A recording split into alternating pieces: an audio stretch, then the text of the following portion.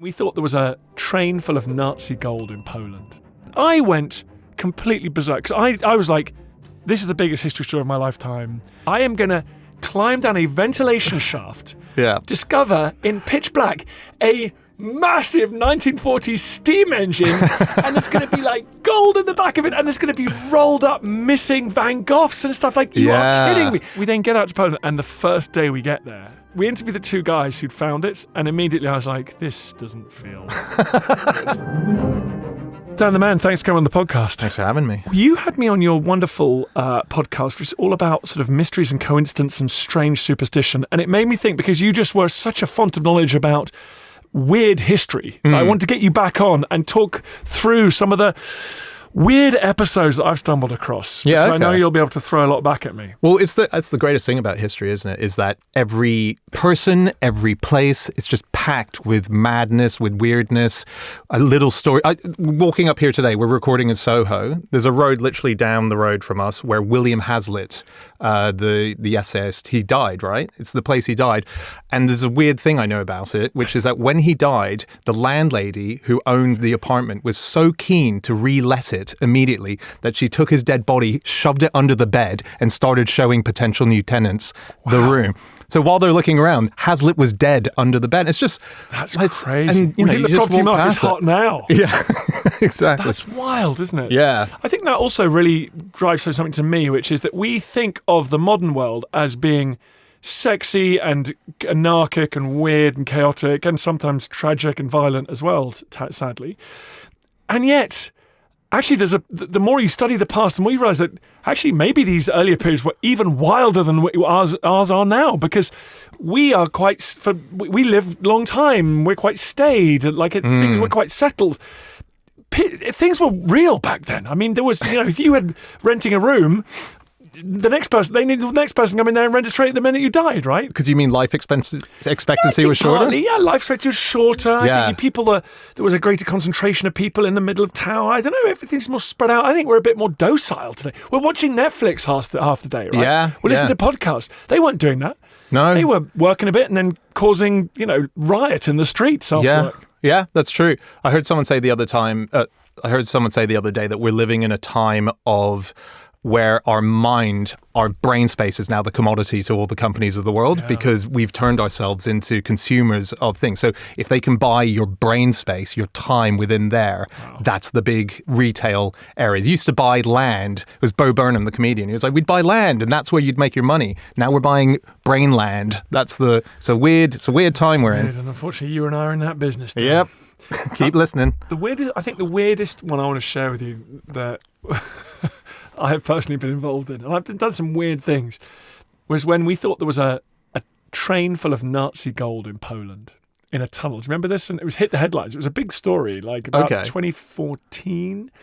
And when you say we, it's not your theory. No, tragically. So basically, I was going about my business one day, and my phone, probably BlackBerry back then, exploded in my hand because the Polish government, and that should have been my first warning signal, but the Polish government announced that they had found, or their remote sensing archaeologists had found, a train supposedly laden with looted Nazi gold in a blocked up tunnel on the Polish railway network. Wow.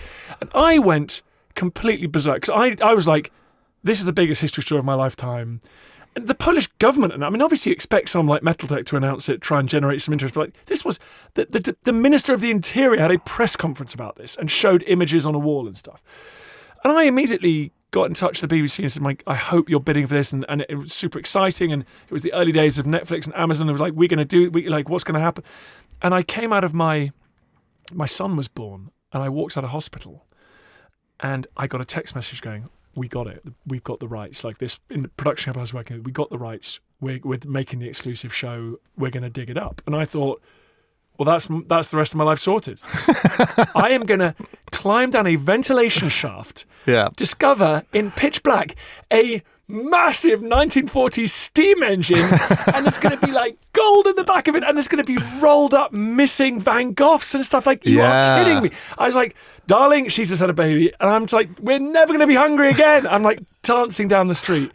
Wait, did you think you could keep the looted gold? No, I didn't want the looted gold. I want the fame and the fortune. Yeah. Oh, no, just the fame. Right. I don't care any of the looted stuff. I just have the sort of narcissistic desire to, trend. To have the Lord Carnarvon, the discoverer. Which says all sorts of bad things and stupid things about me. But so we then get out to Poland, and the first day we get there, we interview the two guys who'd found it, and immediately I was like, this doesn't feel good. And you've got a crew, presumably? I got a crew, and Yeah. I had a special haircut. I bought a cool leather jacket. I was like, this, okay. It's funny, you're right. But it still hurts because I thought this was it. I thought this was going to be the launch pad. Wow. And then we go into the university, the local university in Wrocław, and I interview the geologist, and he goes, "These images are rubbish. It's all nonsense." Oh no. And I was like, "What? So you think there's no train down in that tunnel?" He's like, "There's no tunnel in that tunnel.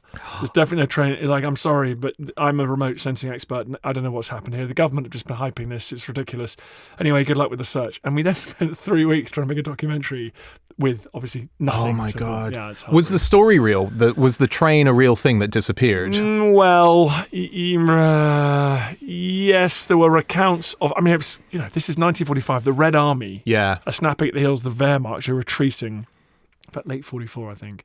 And so it's just, it is Armageddon. Yeah. It is like a kind of Gottendammerung of extraordinary levels of violence, war crimes, appalling. And I should say, Wrocław at the time was in Germany proper, so that's right. They'd crossed into Germany. It's now a piece of Germany. It's in Poland. We could do another thing about our borders changing and strange countries changing shape, and no one's changed shape more than Poland in the last 100 years. But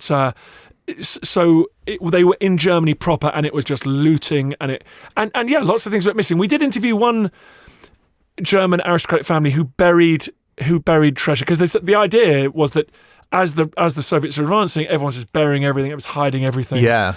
And then they just got all the domestic staff at this kind of schloss, this castle, and just shot them one by one until they told them where stuff was buried. So Yeah, okay, right. So we know where most of it is. But there are also accounts of trains going back to the Soviet Union with just huge amounts of looted stuff from Germany. But no, nothing concrete. That's so interesting. And it was heartbreaking. I love missing treasure. I think that's something I like collecting stories about. And there's one that's a World War II one as well, which I wonder if you've heard about, it's to do with Alan Turing. Do you know about Alan Turing's? No, I don't know the treasure. Okay, so Alan Turing helped crack the Enigma, was part of Bletchley. Hero, he's on our notes. He's on the £50 note for anyone who is not in the UK. He got really scared that all of his valuables would be looted during the war. So he thought, I've got to do some way of protecting all the stuff that I have. So he traded stuff in that was expensive for silver bars. So he got these silver bars. He went out into the countryside and he buried it. And he made a map of it and he made a code of it and so on. War happens, finishes. He goes to look for it. And I think it's a combination of the landscape having changed. Someone said that he did such a good code, he couldn't uncrack his own code. Goodness. And he never found it. So somewhere, unless it's been dug up, in the British countryside are the lost silver bars of Alan Turing. Oh, my goodness, that's cool. I mean, that would be really cool. And I've actually got, if you go to a party and you say, what's the one coolest thing that you can probably think that you have in as part of your life? Mine is to do with secret treasure, which is I'm one of maybe 5 or 6 people in the world who know where a bit of lost treasure is that I'm not telling anyone. And do you remember The Masquerade Hare? Did you ever remember that book? I know the name, yeah. There was a book that came out which was called Masquerade by Kit Williams, and in it was a kid's book, and in it there were all these different clues as to where you would eventually find, if you cracked it, somewhere in the world buried this beautiful necklace of a golden hair that was made by Kit Williams and a designer. And so he went out, he buried it somewhere in the world, wrote this book, and it became the first ever global treasure hunt, basically. People spent years trying to crack it. People went mad. People were having to be rescued off the side of cliffs because the tide had come in and they were stuck. I'm convinced it's right here. Yeah, exactly. And it was eventually found. And it was a cheat for how it was found, but it was found. And it got sold off at an auction at Sotheby's, but no one knows who bought it. And a couple of years ago, I found out who bought it, and I know exactly where it is, but no one else does. Oh, wow. Kit Williams only himself just found out not too long ago, a couple of years ago, where it is. Knowing our treasure is very cool. Yeah, I mean, and to be a handful of people, I mean, this could get me murdered now if this goes out. Well, I hope not. Yeah. But I am obsessed with King John's treasure in the Wash. People on this podcast have heard me talk about this before. So King John, as you know, hopeless king. He inherited an empire that covered much of France, Britain, and Ireland. When he died, his empire encompassed East Anglia. Okay. And so it was all going pretty badly. The rebels and the French had taken over most of his lands, the great French invasion of the mid-1210s. And he's travelling, he's got dysentery. He's travelling from Norfolk to Lincolnshire across the Wash, which in those days was far more wild and dramatic. Great, huge tide. It's all been drained and embanked and turned into arable land now. Pastoral land, but it's all been drained and embanked, turned into agricultural land now. But this was quite a dramatic thing to do, and as they were crossing the Wash, the wagon containing the crown jewels got stuck. Ooh. And the tide came in, they had to abandon it, and they all made it to Lincolnshire, where he died shortly after.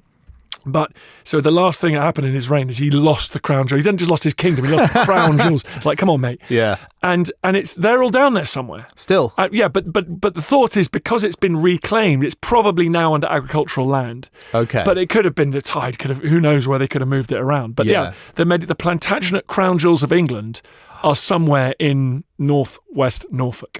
Wow. Yeah. Oh, and that's your fame and fortune. That is it. No, that's the big one. That's the big one. Yeah, that's the retirement. And we have no one's been able to work out even where a tide would take it? No, I think it's pretty... we don't really know enough about what's... Because it's very literally dynamic. So, winter storms, the mudflats come and go, and it's moving, it's shifting. Something that I think modern humans find it quite hard to understand is our coasts would have been liminal spaces. Some years they'd have been out and some years they'd have been in. You'd attack and retreat. So it's pretty difficult finding that. What would be your one thing then that if you could find just a historical item, it doesn't matter if it's a lost item. Yeah, as a geek, it would be missing manuscripts. Okay, a specific one? Yeah, a specific one. In fact, there's a few. Of course, we've lost the majority of the classical worlds, text plays, histories and things like that. We know that Alexander the Great, the official account of his conquests by someone who was there, sort of the day-to-day account, we know that existed some years after, that's been lost. Right. We think Hadrian wrote like a very private memoir, the Emperor Hadrian, a really, for his successor. Yeah. And and that's obviously been lost. But my favourite is a guy called Pythias, who was a Greek settler, a sort of colonial Greek living in southern France, kind of in Marseille. And he leaves an account of sailing out into the Atlantic and going up, seeing the Northern Lights, seeing 24-hour sun, so going as far as the Arctic Circle, Britain, Ireland, etc., possibly icebergs. And we know about that through other people's writing. So other people incorporate, as Pythias says, but we've lost that original text. Right. So to have that description, of a Greek mariner going into, I would just love. Is it possible that it's out there? Oh, yeah, for sure. Oh, so wow. you know about the Herculaneum, you know about the scrolls in Herculaneum. Yeah, right? yeah. So the hope is that we will now be able to decipher these scrolls, these carbonized, they look like rocks, but they were scrolls that were covered in volcanic debris during Vesuvius eruption, during the famous eruption. And when, in the 19th century, they were finding those and they thought they were bits of coal. They were putting them on the fire. And they were actually carbonized scrolls from this extraordinary library, like this massive library on this super villa on the cliff top in Herculaneum. And they have now got a way, as you know, of x-raying them, and they've just been able to make out the first sentence from them. So it is entirely possible we're going to get the missing books Tacitus, we're going to get all sorts of stuff. That is really exciting. That's very cool. But yeah, it's not treasury in the traditional sense. But the Amber Room is good. The Amber Room. What's the Amber Room? The Amber Room is the one that was ripped out of Catherine the Great's palace near St. Petersburg by the Nazis. Oh, okay. And it was all amber. Obviously, Amber Room. Yeah. And it was transported, and it's very well attested, and then people have lost track of it. But you're always, now that I've said that, listeners will endlessly hear people go, oh, this might be the Amber Room in this shipwreck. It's thought it could potentially be on the Wilhelm Gustloff, which is the worst maritime disaster in history. It was a ship full of German refugees leaving Eastern Europe, basically, and heading towards Western Germany. So it was the Allied zone. It was sunk by Soviets. in the last months of the war. 10,000 people died in one go. Extraordinary. So it's conceivable it was on there. Yeah, so, that's nice. Yeah. I remember reading, I don't know the details of this, but I remember reading, it's, I think, the coolest treasure map that must have ever been made, which was by Gordon Cooper, the astronaut. Do you remember that? No. Cooper's Gold, it's called. He was up in space, just going around the world, and he was convinced that he'd spot where a ship had sunk that most likely had a lost hoard of gold that no one had ever found. So he made a treasure map in space. He wrote the X marks the spot, and he gave it to someone, and someone's been, over the last 10 years or whatever, looking for the astronaut's gold, basically. What? It's just so cool. He was just looking down at Earth and just saw this kind of patch and went, I think that could be it there. So made his map. It's a rock. It's a rock. Exactly. But that's cool, though. Yeah, that's very cool. It is very cool. I do think it would be cool to find, there's so many relics from history that have disappeared. I think I told you about this when we spoke last, but it's one of my favorite facts, which is the whoopee cushion was invented by an emperor called Bassianus. And his real name's obviously Elagabalus, and obviously that's not how you pronounce. It's Bassianus or whatever. But when you're bad at reading and you see the words, it's Bassianus, and he's credited with inventing the whoopee cushion. And where is that? That's a museum item. Yeah, that's one I'd go for. And the other one that I obsess over is there used to be a relic. I obsess over relics from religion, and they go on tours around the world, which is very exciting. And there used to be a relic which was, and it's lost now. I think it got smashed up in the Reformation, but I feel like someone might have saved it. It's the putty from which God modeled Adam. Used to be held. That's an important relic. You used to visit it. This was the putty that he made Adam out of. Oh my goodness, that's cool. There's relics that we know exist. There's relics that we don't know existed, but we can be certain they were amazing. So like Ramesses' funeral, goods. Because we look at Tutankhamun, a very, very short-lived pharaoh in a small tomb, and the goods there are some of the most important in archaeological history. So you think to yourself, what did the goods of one of the really long-serving, a Ramesses, Thutmosis, Hatshepsut, what was going on with those? But we don't have an account of those, so I guess it's intangible. It's so fun when you know something existed but now has been lost. I mean, that's the tragedy, right? No, but you're right, because the stuff we found in Tutankhamun's tomb is not just it's not just gold. It was random bits of lots of underpants. There were socks, exactly, which means he was a socks and sandals kind of guy, which is an incredible thing. Yeah. There were trumpets. There was the trumpet. They blew the trumpet and it fell apart. Oh, really? Yeah, that's great. That we've lost that because of the But what did idiots. Ramses have then? Domestic stuff that it would have been unbelievable. Yeah. And his tomb is like a multi-story complex compared to Tutankhamun, so that's very sad.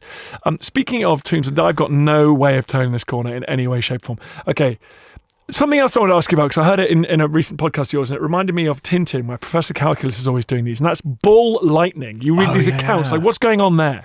It's really weird. I'd never heard of this before. So I had a guest on my show called Ella Al-Shamahi. She's an anthropologist, really cool, really badass, goes into Yemen and places like that. She's been on the pod. Has she? Right. Yeah. Very cool. And I was asking her, because she's quite a very, very rational kind of person. So I was trying to find that little bit of weirdness in her. And she said, when I was a kid, my mum told me this story that she was in the house and suddenly through the window, this ball of lightning just came in, went all over the house, and then shot back out again. There's two stories that her family tells, and I'm not sure she's settled on which one was right. The first time she told me, she said it came in through one door, her auntie saw it coming, opened up the other door, and it went back out the house again. But it's a real thing. It's a real phenomena, this idea of ball lightning. And there's a few scientists and historians who are studying accounts from history where it's been reported. No one really knows what it is. There's a bunch of theories, but I've seen naval. You get it in naval logs, don't you? Yeah, yeah. That's where I've come across it. And like a monk recorded it on the Thames. I mean, again, so cool. William Hazlitt's there. You got ball lightning recorded by monks down the road. It's something to do with energy we honestly don't know, it's just a phenomena and people have accounts where they have no reason just to make stuff up. They just say, I was in my house, this ball came down, it stopped in front of my face as if it was like looking at me, and then it just bounced around and went away, and they had singed hair and everything.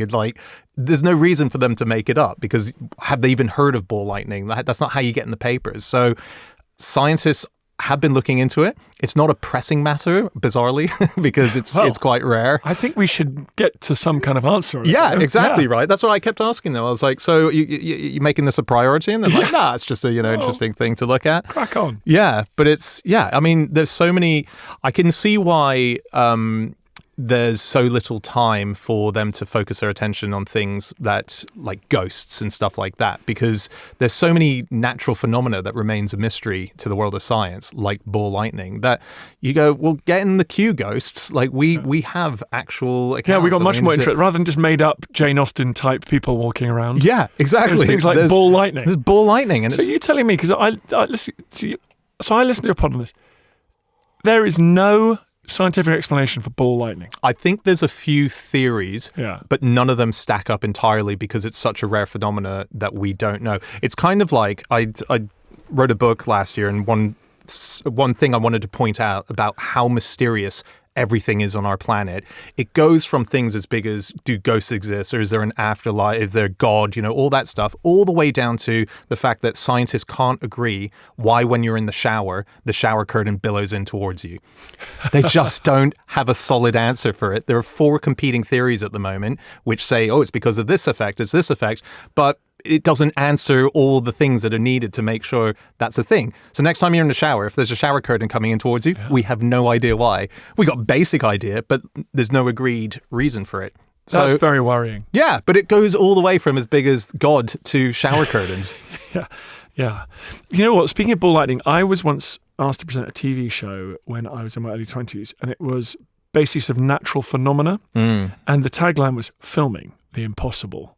And I was like, there's a problem here, though, right, guys? Yeah. Which is this episode, ball lightning. What do? Just kind of hang around in like lightning-y places. I mean, it's so that's what's so exciting about this stuff. It's actually still very difficult to capture on camera. Yeah, exactly. It's why it remains a mystery. But as you know, because it's your entire career, it's storytelling, isn't it? It's the people who've experienced these things and hearing those stories gives you a context of a lot of life in very weird ways. So it's like a Bill Bryson book, right? You don't really care about the science, but you want to find out about that person who's trying to prove that they think that this effect is happening or whatever.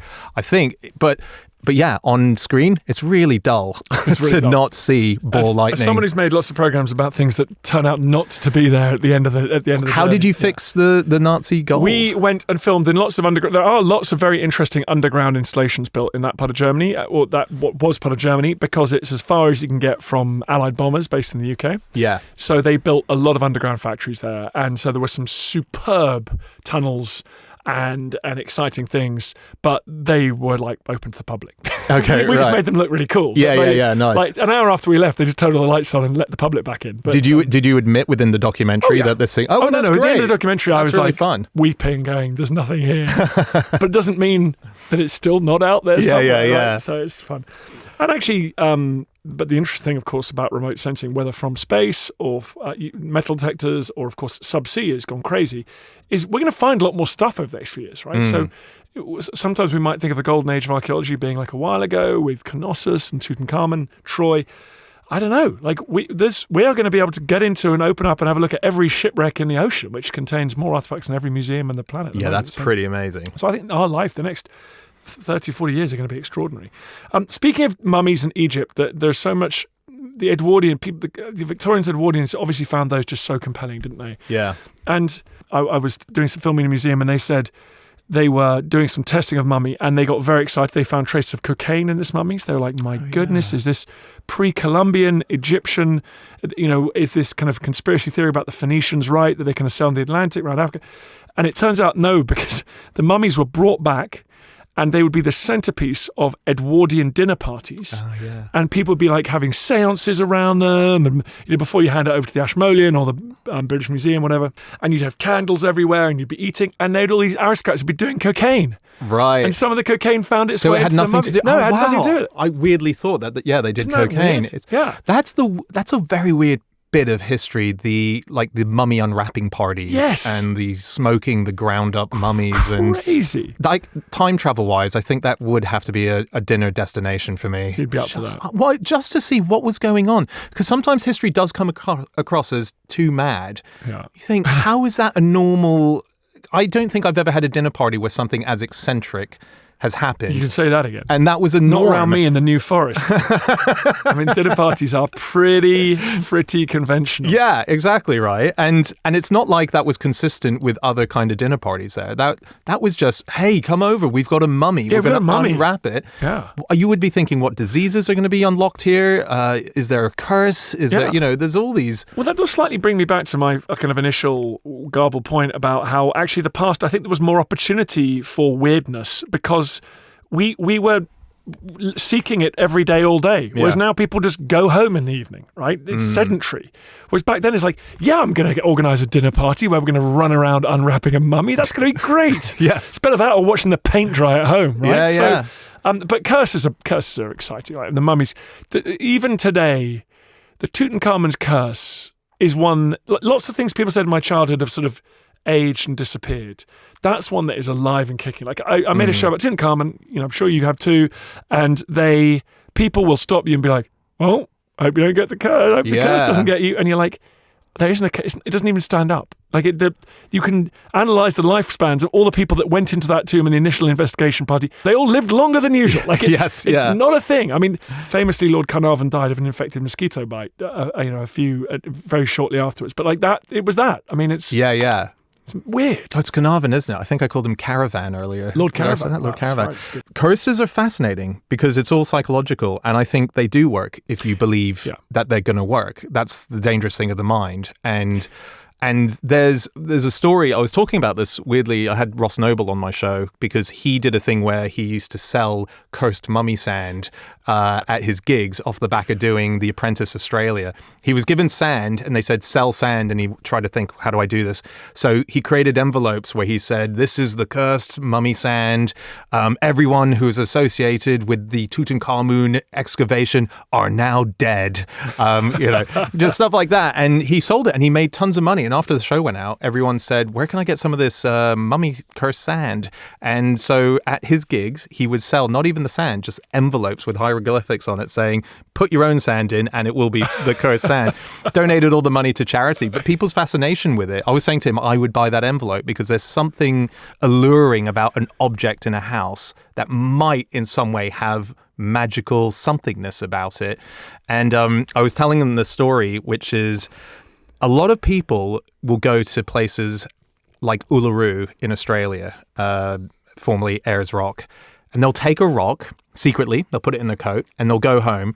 And then, if it just so happens they go through a patch in their life where things are going bad, they'll go, it's the rock. And so they send the rock back to Uluru to kind of fix this problem, this curse that's sitting over their house. The really fun thing about that is it's a nightmare for Uluru. They've had to set up a rock reclamation kind of office where they bring in all the rocks and they don't want them back. They've got to quarantine every single rock that comes in because it's going to have bacteria and stuff that you don't want to spread into the Australian outback. The giant packages that come. What are we going to do with this giant rock? They're often sent rocks that never came from Uluru. So like, you've just sent us a rock from, I don't know, someone's backyard who sold it to you as an Uluru rock, and now we've got this thing here. What do we do with it?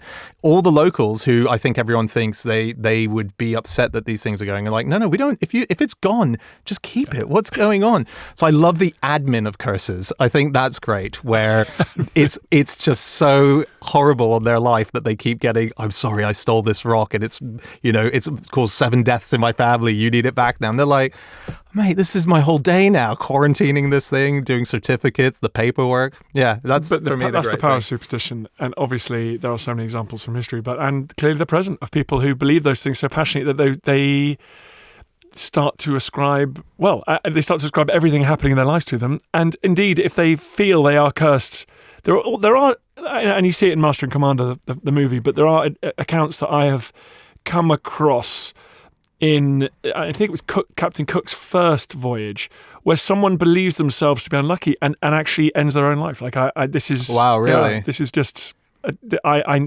that sort of sense of unlucky. Napoleon said, "I want my generals lucky." Do you believe in luck? I like. Yes, I do. Yeah. Yeah, but Napoleon said, "I don't care if my generals can do this, that, and the other, but are they lucky?" Yeah. And there's an urban myth which I'd love someone to email in and tell me is true. Is the French still have a box tick for their officers' promotion system? Like, is this person lucky? Really? Yeah, but it's annoyingly I don't know if it's true. But actually, that rings true to me. However, that's not consistent throughout life. Like, I had a very lucky 15 years. Like, everything, like, even when I really screwed up, something weird would happen to unscrew it, which made me very lazy, because then I didn't have to worry about things. And then that caught up with me a bit later on. Right, I went through a run of like things not just miraculously working out. Did you happen to bring home a rock from some sacred site? My God, that's right, I did. There's your problem. Fixed it in one. Yeah, it is interesting. I think it was you that made the point that you think that people who believed that they were lucky kind of became the big people of our planet. Yeah. They designed their own destiny by believing that luck happened. If you look at all the leaders, I'm pretty sure it was you that told me this. You were like, look at all the leaders. They all said, yeah, I'm destined for greatness and luck is what's going to help. Extraordinary self-belief. Yeah, which is... And I guess if you don't believe you're lucky, you're not going to stand for election that first time. You're not going to throw your hat in the ring, right? Yeah, exactly. Yeah. No, it's fascinating. And weirdly, the mummy curse stuff, I told you a story which you mentioned before we started recording today about one of my favorite journalists from the UK, W.T. Stade. He ran very odd things. Again, London's such an amazing, every street, it's something incredible. On the Strand, he ran a agency that was called Julia's Bureau, with a lady called Julia, where you could come in and try and contact someone on the other side. And he had agents all around the UK who would be mediums on your behalf. So if they thought that you had a good reason to contact someone, they would take on your case, Julia would approve of it, and they would look into it and get the message back to you. And it turned out that Julia, who set up the company, had actually no idea the company existed because she had died like a decade before. And it was during a weird automatic writing seance session that Julia got in contact with W.T. Stade, said, set up this bureau for me. So she was the head of the company, but was dead and had no idea it would ever be set up on her behalf. So he was an odd character who was also an amazing journalist in the UK. And it was him who wrote a book where, along with a few other people, he had the prediction of a boat in the mid-Atlantic sinking, there not being enough lifeboats. Wrote it, a few years before the Titanic disaster. And then it turned out that he never got to sort of claim that he was incredible as someone with premonition powers because he died on the Titanic. Yeah. He was one of the casualties. He was on the ship. But there's a story that before he died, the night before, he was regaling everyone around the table about the cursed mummies. And there's a story that there's a whole story about him at the British Museum, looking at a mummy with a friend of his and creating an idea of cursed mummies and so on. And when the survivors got back from the Titanic and they were talking about W.T. Stade, because he was a very famous guy, they said, yes, on the night before he was telling us about a cursed mummy. And it's thought that the whole Tutankhamun cursed mummy thing is off him saying it on that night on the Titanic, on the penultimate night. Because a lot of people thought there's a cursed mummy on the Titanic as well. Yes, that was the myth. Yeah, that was But he's one guy who is so in the fabric of weirdness for the things we still talk about today. Well, and seances and speaking from beyond the grave is so fascinating. And I always love the fact that the last woman convicted of 18th century witchcraft, under 18th century witchcraft legislation, was actually a woman in the UK during the Second World War in the 1940s, because she told family members about the loss of a battleship called the Barham in the Mediterranean, right, which was top secret. It was super embarrassing. There's an amazing clip you can see on YouTube of the last minutes of Barham. Keels over and then blows up. And she'd heard it, loose talk, around the dock or whatever. But she started to say, well, I know that your relatives on Barham and they've been killed, and this was when it was embargoed. And then the police nabbed her, and we're not sure we can prosecute her. And they dug up this mid-18th century witchcraft legislation. Wow. And she was banged to rights. She went to prison. God. Yeah, so it's the last witch in the UK. So they were worried that she was going to be slipping out secrets. Well, yeah, they were worried that she'd keep telling people the word on the Barham would get out, and who knew what she knew. Yeah, that's very interesting. Is this true? Have you ever come across this? Because I've only in passing sort of never looked into it. But during the Second World War, there was a huge thing of the idea of using magic and occultism as part of war tactics. And there's a story that again down the road, there's an amazing bookshop bookshop called Watkins, which is an occult bookshop. And it was run by a guy called John Watkins. And I think it was his son who apparently Churchill brought in to be the official person for astrology, even though he didn't believe it, but he wanted to understand what they might be thinking if they were using astrology, give insight into the army. And there's a lady who, again, lives in London, who supposedly was doing psychic warfare on the soldiers over in Germany, I think it was. And there's a story that when the bombing of London happened, a very specific site was picked to be bombed because it's where she lived, and they wanted to take out the psychic warfare that was going on. And I don't know if that's 100% true. So if your listeners can write in and let me know. It's interesting that London Blitz bombing, it feels like that's, does it? I kind of, the level of precision would be probably a little, no, I mean, they did go for buildings and avoid buildings. Famously, Kaiser Wilhelm ordered no royal palaces were to be bombed in the First World War, because he was angry at his relatives, but he didn't want to kill them. Right, okay. It was beneath the dignity of an imperial family member to be killed by an aerial bomb. And wasn't Oxford and places like that left because wouldn't it be great famously, to have that? Blackpool was left because it was going to be the German sort of R&R, the leisure of the German occupying garrison. Isn't it? So Blackpool did not, only one bomb dropped by mistake, only one raid happened on Blackpool. Isn't it terrifying, that thought, that such level of power, that like I've just moved into a new home and you do look at each room and go, what should we do that? Let's take down the paints, change the colours here, let's do the floors.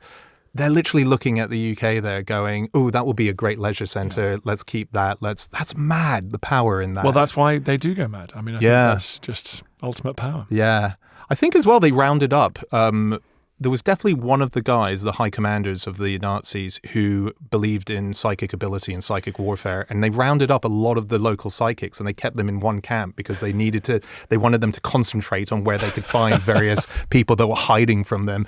And weirdly, apparently, it's too loose what I'm saying because I don't have the fine details, but this stuff was a real thing. I mean, it's bizarre. Aleister Crowley was brought in by Ian Fleming in order to be a part of spreading occult stuff to the Germans because they thought they would believe that this person had magic powers. Well, they don't call it total war for nothing, do they? And it is fascinating. Like every single aspect of the kind of human story, or every piece of our character. That's what's so interesting about the Second World War. None of it is left unturned. Like they harness every single conceivable thing in that quest for victory. It's so fascinating. Yeah, it's interesting. I've never been properly into war as such. If I could pick a museum to go to in London, I would never go to the Imperial War Museum. I'd go to the Natural History Museum, the Science Museum. I went for the first time the other day to the Imperial War Museum. It's the greatest museum I've ever been to in my life. Listen, bud. It's called middle age. Oh my God. Is that what it is? It's called Dad. Oh no. You've just had your youngest kid. You'll be like, oh, an Anthony Beaver book the other day. Read it. It's really good, I must say. Oh, goodness me. It's just the level of invention. It's incredible. Yeah. As you say, every single thing is thought of, and they've got that tree there that was used in No Man's Land where they sketch a tree, they take it down, they put in a fake tree, and then they've got people in there being able to relay messages. You would have been... Churchill would have snapped you up in a second because he liked people that think in wiggly lines. He didn't want people who think in straight lines. And you are one of those people. Your brain is so fascinating. You would be constantly coming up with amazing innovations and different ideas and ways of doing things. Thank you for coming on this podcast and sharing all of your weird history with me and the guests. Thanks, Dan. That was great. What's your podcast? Well, you've got loads of pods going on, but where should people find more about yours?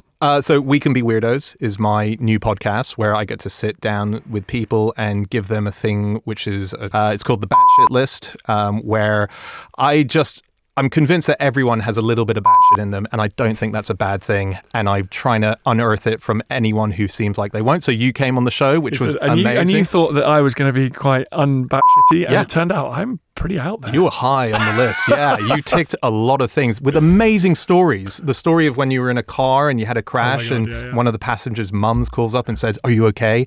As if she sensed something had happened. Yeah, that was pretty wild. Yeah. But also I kept thinking of fun stories to tell you after I had been on the show, but I will not share them with you now. And also, just listeners, it turns out have a very niche view of us potentially being in a gigantic simulation. Yes. Oh, that's the greatest thing I've ever heard on the show.